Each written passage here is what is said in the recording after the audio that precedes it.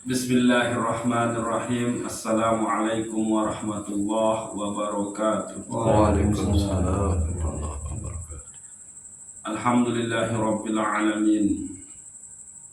Wassalatu wassalamu ala asrafil anbiya'i wal mursalin Sayyidina Muhammadin wa ala ali Sayyidina Muhammad wa ala alihi wa ashabihi ajma'in at-tahirin, amma ba'du. Nggih, para atur tangsa juru malam, jadi penting bagi tiang pelunggus namian untuk memahami tingkatan-tingkatan ma'rifah lagu sendirman ojok nika haruslah tiang pelungguh pahami tefaran aran basirah, mata batin. Nah, kalau basirah niki buta, maka yang dengar lah ma'rifah nika. Tapi kalau basirah niki hidup, berfungsi, melihat, gitu, maka ma'rifah nika pun akan hadir. Nah, maka penting bagi tiang pelunggus namian untuk menghidupkan basirah niki. Dalam bahasa lain, basirah niki itu adalah sir. Nah, niki gitu. Nah, fungsi basirah nika adalah dia merupakan tempat untuk musyahadah kepada Allah Subhanahu wa ta'ala di segala sesuatu, gitu. Niki basirah yang potang kena menu. Kalau basirah niki buta atau mati atau ketutup, ya sudah, maka ma'rifah nika tidak ada. Dinin waranika pentinglah bagi tiang pelunggus namian untuk memahami napi basen Syekh Imam Ibnu Athaillah As-Sakandari oleh kitab Al-Hikam tentang basirah yang buta niki. Menjadi tanda basirah nika buta. Ndik mati niki gitu, tapi dia buta. Lagu buta pun basirah teniki itu berbahaya, gitu. Karena kembali kesebutan sida Allah Subhanahu wa ta'ala, saya sabuta mata hati di dunia ini, maka lemah pun dia di akhirat pun akan buta sehingga tidak tahu jalan kembali. Maka fi hazihil a'ma, terus wa fil akhirati a'ma wa adallu sabila. Selesai samuta babuta mata hati nulai dunia, maka lemah pun di akhirat akan buta dan tidak tahu jalan pulang, jalan kembali ujuk desidah Allah Subhanahu wa ta'ala. Yaitu karena kembali basirah inilah, sir inilah yang menerima hidayah, yang menerima taufik, yang selalu berhubungan dengan Allah Subhanahu wa ta'ala. Nah, bahasa Imam Ibnu Athaillah, tanda basirah yang buta nika adalah ijtihaduka fima lumina laka wa taksiruka fima tuliba minka dalilun ala intimasi basirati minka. Menjadi tanda bahwa basirah tiang pelunggus namian itu buta. Yang menjadi tanda bahwa basirah kita itu buta adalah ijtihaduka fima dumina laka, kesungguhanmu, perjuanganmu keinginanmu yang sangat kuat untuk memperjuangkan hal-hal yang sudah dijamin oleh Allah Subhanahu wa ta'ala, wa tafsiruka fima tuliba minka, dan keenggananmu, kemalasanmu di dalam menjalankan apa-apa yang dituntut, diwajibkan oleh Allah kepadamu, maka itu adalah menjadi tanda basiroh kita buta. Nah, ini kan dalilun ala intimasi basirati minka, maka itulah bukti bahwa basiroh kita itu buta, mata batin kita itu buta. Yakni pertama, kesungguhan perjuangan kita yang sangat luar biasa di dalam menuntut, mencari apa-apa yang sudah dijamin oleh Allah Subhanahu wa ta'ala. Permasalahan-permasalahan penunjang kehidupan tiang pelunggus namian, permasalahan nafiaran dan kemegahan, kenikmatan kehidupan dunia niki.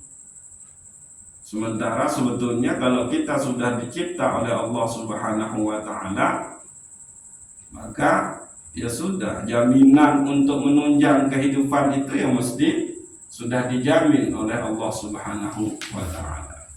Tinggal kita menuntutnya, mengikhtiarkannya. Itu bukan berarti Imam Ibnu Athaillah As-Sakandari melarang tiang pelunggus namian untuk tidak berjuang, berikhtiar, mencari, menuntut masalah dunia niki. Tidak, silahkan. Tapi yang menjadi masalah itu adalah kita dalam rangka untuk mendapatkan kehidupan dunia, penunjang kehidupan dunia ini, kita justru lupa kepada Allah Subhanahu wa ta'ala, lupa akan kewajiban-kewajiban yang Allah bebankan ke kita. Ayo, itu yang dimaksud. Saking sibuk boyak kepeng, maka dia sampai lalai di dalam beribadah ujub besida Allah. Dia melanggar syariat Allah demi mendapatkan rizki. Ia kena nikah. Bukan berarti dengan ngaji tasawuf atau tasawuf Ibnu Athaillah As-Sakandari terus kita lepas dari dunia. Tidak. Silakan, tapi jangan sampai perjuanganmu untuk mendapatkan dunia itu justru mengorbankan kewajibanmu terhadap Allah, bahkan engkau langgar syariat Allah Subhanahu wa ta'ala. Ini yang dilarang. Masalah mencari rezeki itu ya harus, kalau tidak seperti itu tidak bisa jalan syariat. Kalau kita tidak berjuang di dalam dunia ini, maka syariat itu tidak jalan. Tapi engkau menjalankan kehidupan dunia ini justru harus tetap berpatokan kepada syariat. Itu makan itu perintah syariat, tapi di dalam makan itu harus sampai kepada hakikat. Apa? Ya, yang membuat saya bisa makan itu ya Allah. Yang memberikan rezeki itu Allah. Yang mengenyangkan itu bukan nasi, tapi Allah yang memberi kenyang. Nah, itu dia hakikat. Kita menjalankan syariat tapi nembus kepada hakikat. Maka orang-orang yang basirohnya buta, dia tidak akan nembus kepada hakikat ini. Paling banter dia makan sekedar membaca bismillah. Selesai makan adalah membaca alhamdulillah. Dia pergi bekerja membaca bismillah. Selesai bekerja alhamdulillah. Lalu samping dia tidak nembus kepada hakikat, maka ya sudah, dia hanya menjalankan syariat. Dia tidak sampai kepada yang menggerakkan saya untuk pergi tuntut rezeki ini adalah Allah. Yang menempatkan saya mencari rezeki itu di sini itu adalah Allah. Dan yang memberikan saya upah itu hakikatnya Allah, bukan bos saya, bukan orang yang belanja. Nah, itu dia harus nembus kepada hakikat. Tapi kalau basirah kita buta, bahkan mati, yang nggak bisa nembus ke situ, itu bahayanya. Nah, maka jangan sampai ini terjadi. Kita saking asik, saking bersungguh-sungguh mencari sesuatu yang sudah dijamin oleh Allah, sampai-sampai kita melupakan, mengorbankan kewajiban. Iya ampun, berkah rezeki yang kita dapat itu tidak berkah walaupun dia halal. Coba, si lalu dagang papeda, pentol Korea, cilok itu halal apa enggak? Halal. Tapi dia tidak ada keberkahan di dalamnya karena engkau melupakan hal-hal yang diperintah oleh Allah. Sementara Allah inilah yang membuat engkau bisa bekerja, bisa berdagang. Maka tidak ada keberkahan di situ.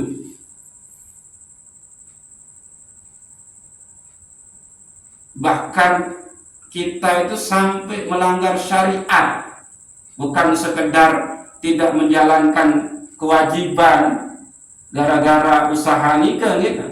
Tapi kita justru melanggar syariat, berusaha tidak sesuai dengan ketentuan syariat. Nah ini ya, bu ente kena menu si Imam Ibnu Athaillah As-Sakandari. Dia ulang ya, ijtihaduka fima dhumina laka, kesungguhanmu pada apa yang sudah dijamin oleh Allah, wa taksiruka fima tuliba minka, dan keenggananmu, kemalasanmu, sedikit sekali perjuanganmu untuk menjalankan apa-apa yang sudah dituntut oleh Allah kepadamu, dalilun ala intimasi basirati minka, maka itu adalah bukti tanda bahwa mata batinmu telah buta. Ah, niki. Maaf, bos kita selami ini gitu. Insyaallah. Itu dia. Silahkan bekerja, tapi pekerjaan ini jangan sampai membuat kita lupa kepada Allah, zat yang membuat kita bisa bekerja. Jangan sampai kita melanggar syariatnya gara-gara kita bekerja menuntut apa yang sudah dijamin oleh Allah. Ingat, nikmat yang diberikan oleh Allah kepada kita itu dua, yaitu nikmatul ijad wa nikmatul imdad. Nikmat kita dicipta dan nikmat kita diberikan. Nah, biar kan segala sesuatu untuk menunjang keberadaan kita di dunia selaku ciptaan Allah Subhanahu wa ta'ala. Ada nikmat zahir, ada nikmat batin. Itu yang diberikan oleh Allah. Mata ini adalah nikmat zahir. Nikmat batinnya apa? Melihat, mampu melihat. Telinga ini adalah nikmat zahir. Nikmat batinnya adalah mendengar. Kaki ini nikmat zahir, nikmat batinnya bisa berjalan. Perut ini adalah nikmat zahir, nikmat batinnya bisa menumpang makanan minuman. Lisan ini adalah nikmat zahir, nikmat batinnya mampu berbicara. Tangan ini adalah nikmat zahir, nikmat batinnya bisa memegang sesuatu. Tahun detegal Nabi Aranda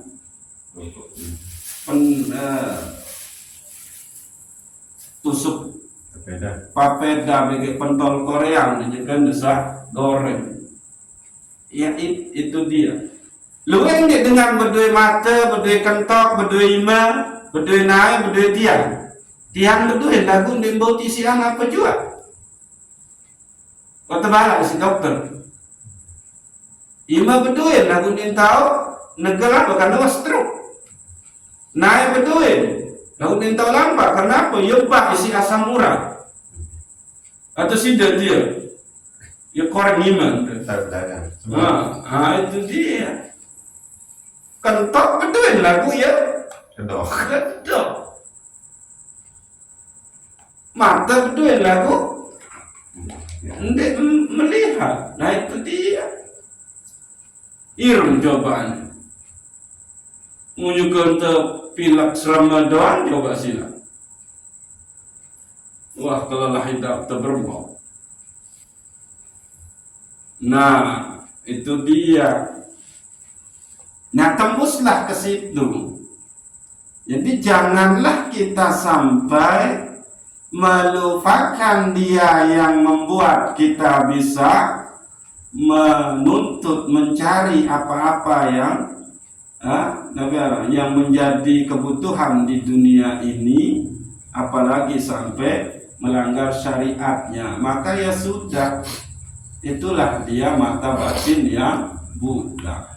Kalau basirah ini buta, maka tidak ada ma'rifah di dalamnya. Susah. Kalau tidak ada ma'rifah di dalamnya, maka siap-siaplah untuk cepat tergelincir. Nah, ya bahaya niki. Ibadah terjarang, syariat cuma sepelean, menua kejadian dua. Kalau basirah ini tidak dijaga. Nah, maka balil arifin salasu hala. Bagi orang yang arif itu ada 3 keadaan yang dia alami.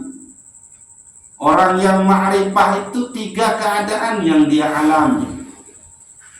Pertama adalah makom. Pertama orang yang ma'rifah itu adalah dia menyaksikan segala sesuatu itu adalah milik Allah. Wa yashhada annallah aqraba min kulli syai'. Dan dia menyaksikan bahwa Allah itu lebih dekat dari segala sesuatu, bahkan lebih dekat dari yang kita anggap dekat. Yang pun isi kesebutan sida-sida Allah, wa nahnu aqrabu ilaihi min hablil warid. Dan kami itu lebih dekat daripada urat leher kalian. Nah itu Allah. Nah orang yang berada di makom pertama, makrifat pertama ini adalah dia yang melihat segala sesuatu itu adalah milik Allah. Dan Allah itu dia saksikan lebih dekat dari yang paling dekat dari dirinya. Berarti masih harap posisi kita kan? Nah, niki. Ya, saat terkena Arab bi ayyas hada kulla asya lillah wa yashhada anna Allah aqraba min kulli syai'.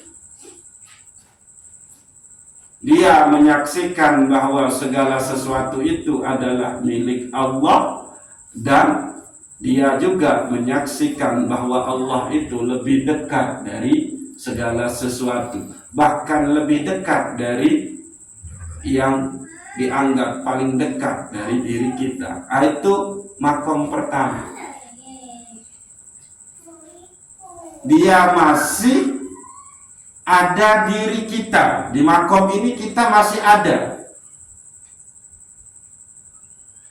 Nah, sehingga kita melihat bahwa segala sesuatu ini adalah milik Allah, dan Allah lebih dekat dari segala yang paling dekat dengan kita. Niki tingkatan pertama orang ma'rifah. Berarti dirinya belum sirna. Nah, tingkatan yang kedua adalah bi ayyas hada kulla syai' billah.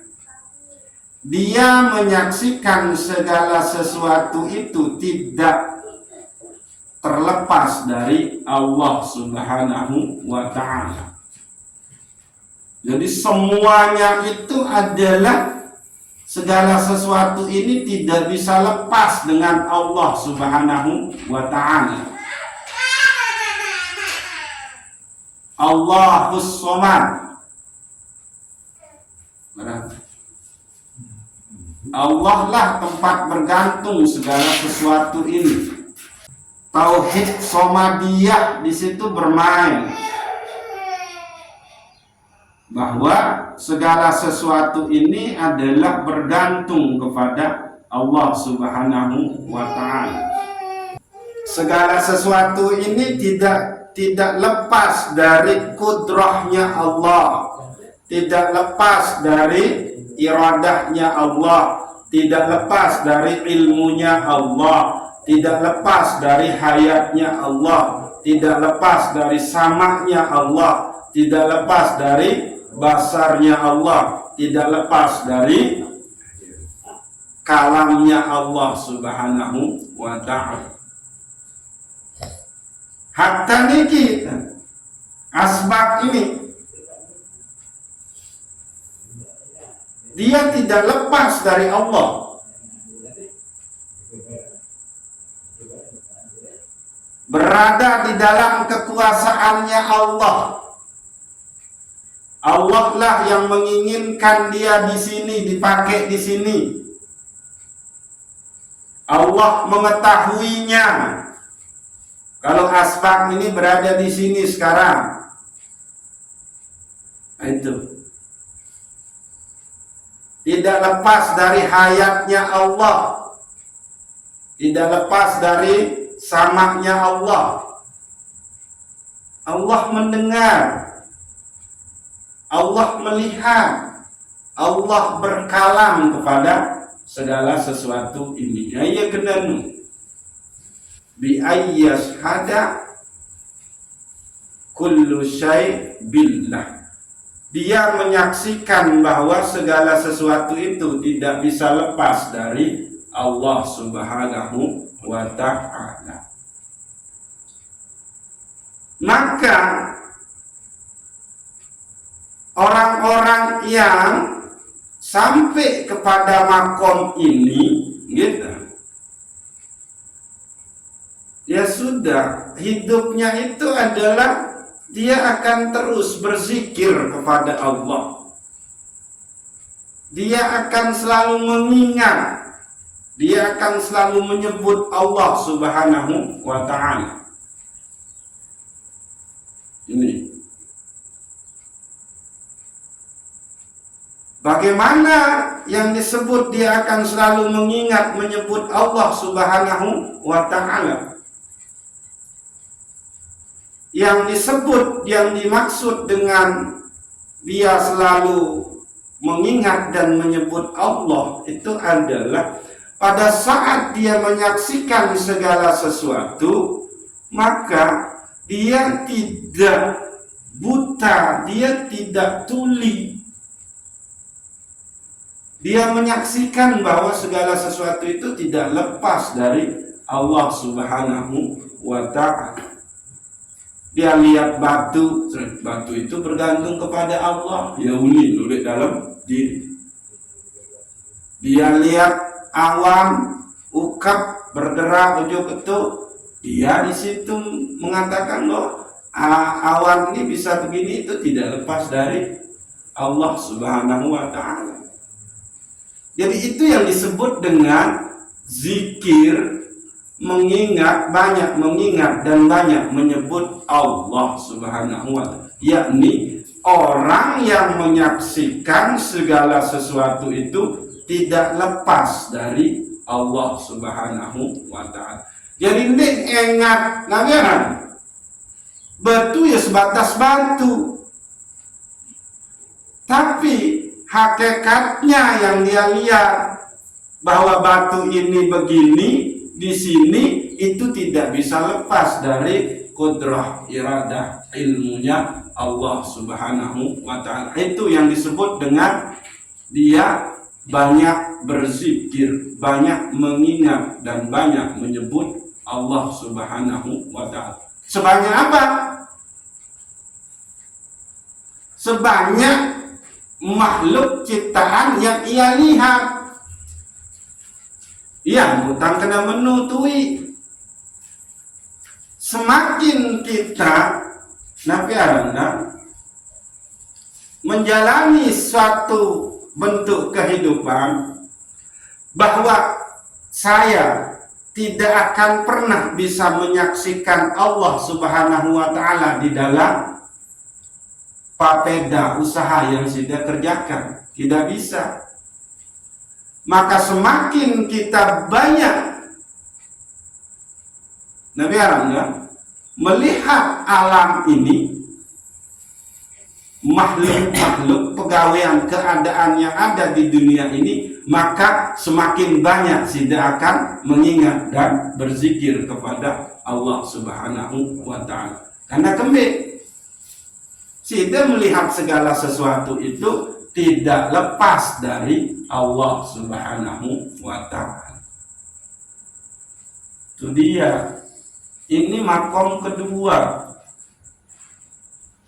Makom ketiga adalah ini makom mumtahinya, yakni dia tidak melihat segala sesuatu kecuali melainkan yang dia lihat hanyalah Allah Subhanahu wa ta'ala.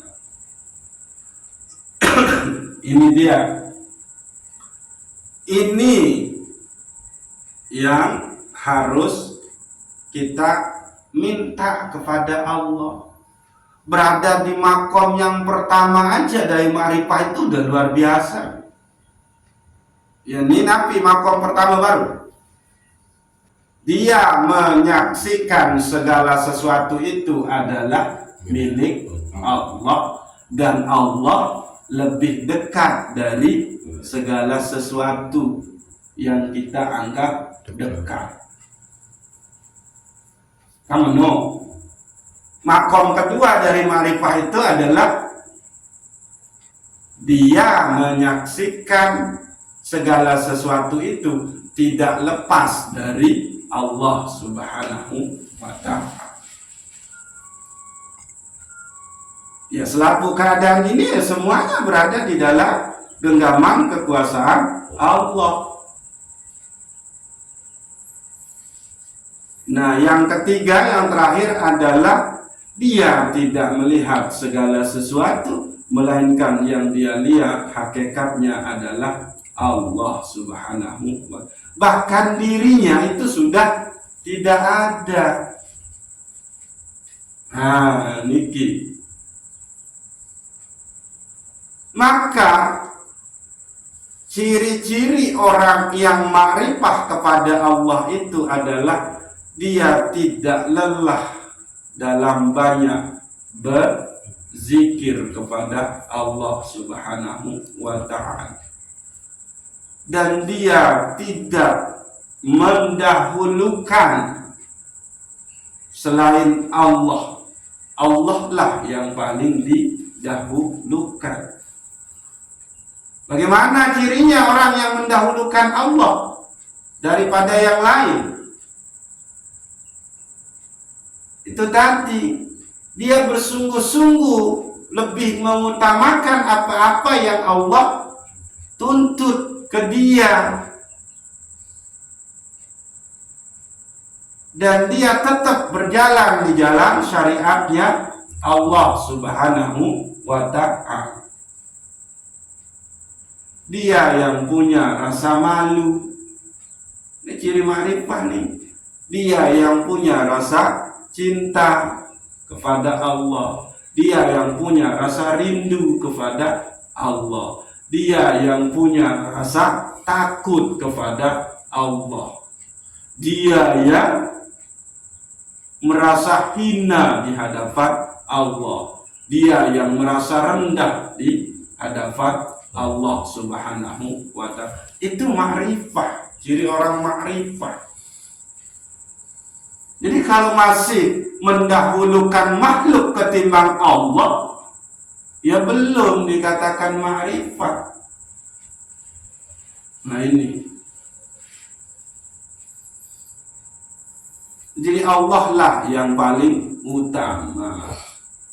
Allah nomor satu, Allah itu yang paling utama di dalam diri kita.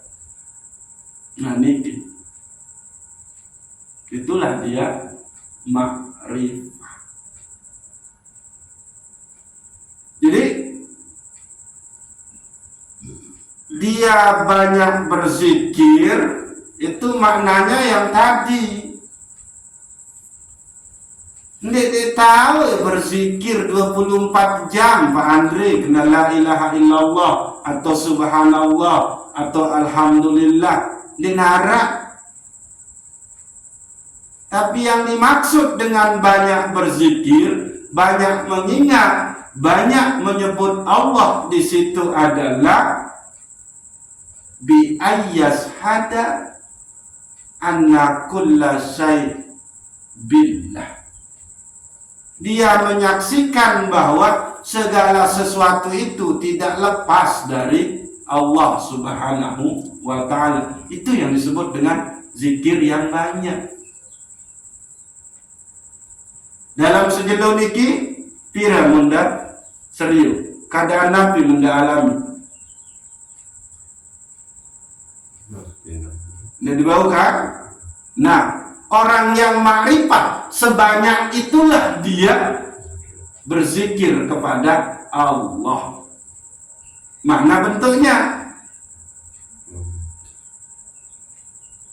Dia ada keyakinan musyahadah bahwa segala sesuatu yang sudah lihat, yang sudah alami itu tidak lepas dari kudrah, iradah, ilmu, hayat, sama, bahasa, kalamnya Allah.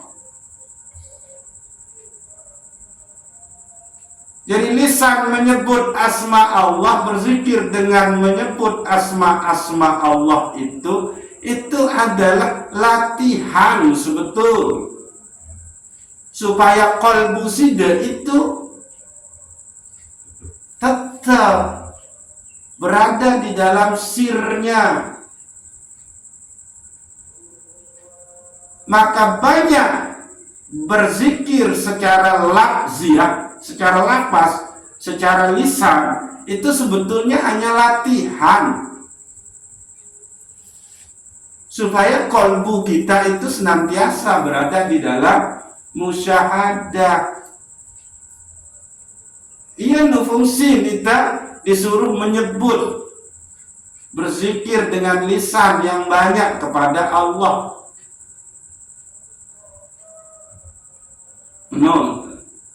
Paham nih? Insyaallah. Jadi yang disebut banyak berzikir, banyak mengingat, banyak menyebut Allah itu bukan 24 jam sudah akan berzikir kena la ilaha illallah, alhamdulillah, Allahu akbar, subhanallah. Bukan. Yang disebut, yang dimaksud dengan banyak berzikir di situ adalah engkau menyaksikan bahwa segala sesuatu ini tidak bisa lepas dari Allah Subhanahu wa ta'ala. Jadi tahu zikir selalu kenal sugun dalam jual papeda ni kan digoreng papeda kena subhanallah subhanallah Allah Allah li qalbun dedik ini. Tapi pada saat sidak jual papeda, goreng papeda, ada yang belanja, tidak ada yang datang belanja, angus papeda, maka di situ sudah menyaksikan bahwa angusnya pun itu tidak lepas dari Allah Subhanahu wa ta'ala. Ya kena menu. Luwih datang dengan belanja pun itu tidak lepas dari Allah. Endik narak datang belanja pun itu tidak lepas dari Allah. Seketik datang belanja pun itu tidak lepas dari Allah. Luwih mau belanja pun untung pun tidak lepas dari Allah. Seketik mau belanja berdagang tidak lepas dari Allah. Kena entan goreng racik papedan itu tidak lepas dari Allah Subhanahu wa ta'ala. Datang kajian ke pedagang itu juga tidak lepas dari Allah. Ia kena banyak berzikir. Dan siapa yang bisa seperti ini? Dia yang sudah makrifat. Bukan sekedar biwih kena bismillahirrahmanirrahim. Nun juga begoreng. Bukan biwih sekedar kena bismillah tawakkaltu ala Allah nun subuh di begawean. Bukan. Dia yang menyaksikan bahwa segala sesuatu itu milik Allah dan Allah lebih dekat daripada segala sesuatu itu, bahkan lebih dekat dari yang paling dekat dari kita. Dan dia menyaksikan bahwa segala sesuatu itu tidak lepas dari Allah Subhanahu wa ta'ala. Nah itu dia. Lamun wa meni entan, maka insya Allah kita terbebas dari ujub, riya, takabur, sum'ah. Onek para mencerita nih. Nun sugul lalu ujub beda bongor kawih motor aero dia merasa di situ sampai nengkenam mau ternyanda doang meni apalagi nih ITEP-an yang sayang ngangas.